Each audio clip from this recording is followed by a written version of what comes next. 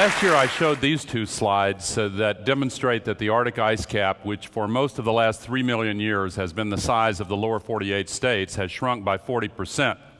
But this understates the seriousness of this particular problem because it doesn't show the thickness of the ice. The Arctic ice cap is, in a sense, the beating heart of the global climate system. It expands in winter and contracts in summer. The next slide I show you will be a rapid fast forward of what's happened over the last 25 years. The permanent ice is marked in red. And as you see, it expands to the dark blue. That's the annual ice in winter, and it contracts in summer. And the so-called permanent ice, 5 years old or older, you can see it's almost like blood spilling out of the body here. In 25 years, it's gone from this to this. This is a problem because the warming heats up the frozen ground around the Arctic Ocean, where there is a massive amount of frozen carbon, which when it thaws is turned into methane by microbes. Compared to the total amount of global warming pollution in the atmosphere, that amount could double if we cross this tipping point. Already in some shallow lakes in Alaska, methane is actively bubbling up out of the water. Professor Katie Walter from the University of Alaska went out with another team to another shallow lake last winter. Quite a overview here. Oh my God! There's Spirit. Spirit? No. On this side, yeah. Right here. Whoa! She's okay. The question is whether we will be. And one reason is this enormous heat sink heats up Greenland from the north. This is an annual melting river, but the volumes are much larger than ever. This is the Kangerlussuaq River in southwest Greenland. If you want to know how sea level rises from land-based ice melting, this is where it reaches the sea. These flows are increasing very rapidly. At the other end of the planet, Antarctica, the largest mass of ice on the planet, last month scientists reported the entire continent is now in negative ice balance, and West Antarctica, propped up on tops of undersea islands, is particularly rapid in its melting. That's equal to 20 feet of sea level, as is Greenland. In the Himalayas, the third largest mass of ice, at the top you see new lakes, which a few years ago were glaciers. 40% of all the people in the world get half of their drinking water from that melting flow. In the Andes, this glacier is the source of drinking water for this city. The flows have increased, but when they go away, so does much of the drinking water. In California, there's been a 40% decline in the Sierra snowpack. This is hitting the reservoirs, and the predictions, as you've read, are serious. This drying around the world has led to a dramatic increase in fires, and the disasters around the world have been increasing at an absolutely extraordinary and unprecedented rate, 4 times as many in the last 30 years as in the previous 75. This is a completely unsustainable pattern. If you look at it in the context of history, you can see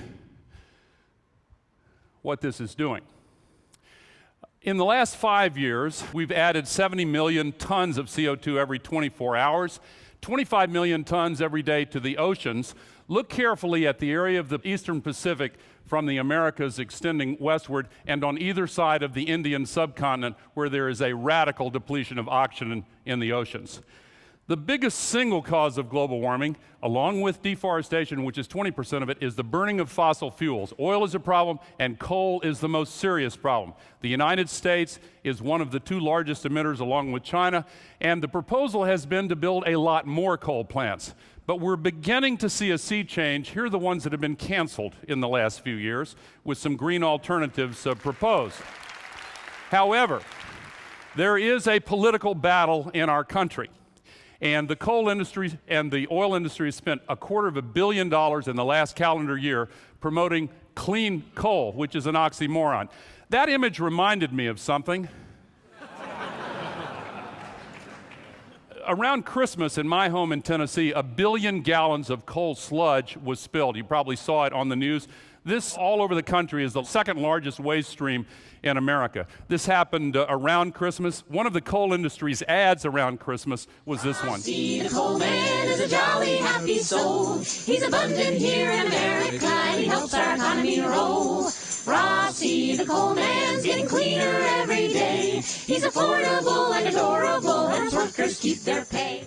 This is the source of much of the coal in West Virginia. The largest mountaintop miner is the head of Massey Coal. Let me be clear about it. Al Gore, Nancy Pelosi, Harry Reid, they don't know what they're talking about. So the Alliance for Climate Protection has launched 2 campaigns. This is one of them, part of one of them. Kohlergy, we view climate change as a very serious threat to our business. That's why we've made it our primary goal to spend a large sum of money on an advertising effort to help bring out and complicate the truth about coal. The fact is, coal isn't dirty. We think it's clean. Smells good, too.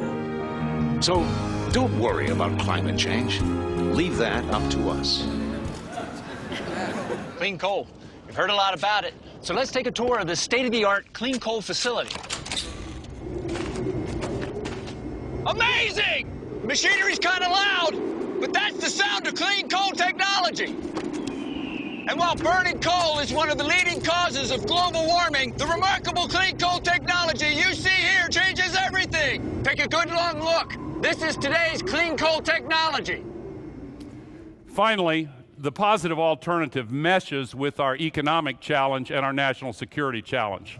America is in crisis. The economy, national security, the climate crisis. The thread that links them all, our addiction to carbon-based fuels like dirty coal and foreign oil. But now there's a bold new solution to get us out of this mess. Repower America with 100% clean electricity within 10 years. A plan to put America back to work, make us more secure, and help stop global warming. Finally, a solution that's big enough to solve our problems. Repower America. Find out more. This is the last one.